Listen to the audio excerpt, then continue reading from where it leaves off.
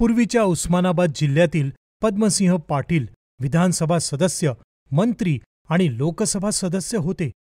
त्यांचा वारसा राणा जगजितसिंग पाटील आमदार आणि त्यांच्याच घराण्यातील कौटुंबिक वादविवादाच्या पार्श्वभूमी असली तरी ओमराजे निंबाळकर सुरुवातीला आमदार व नंतर खासदार आहेत. मराठवाड्यामध्ये रावसाहेब दानवे हे जालना जिल्ह्यात सुरुवातीला आमदार व नंतर लोकसभेचे सदस्य राहिले आहेत. मागील निवडणुकीमध्ये त्यांना पराभवाचा सामना करावा लागला. मात्र आपला मुलगा संतोष दानवे आपल्या जागेवर विधानसभेत पाठवला आणि पूर्वी हर्षवर्धन जाधव त्यांचे जावई आमदार असायचे.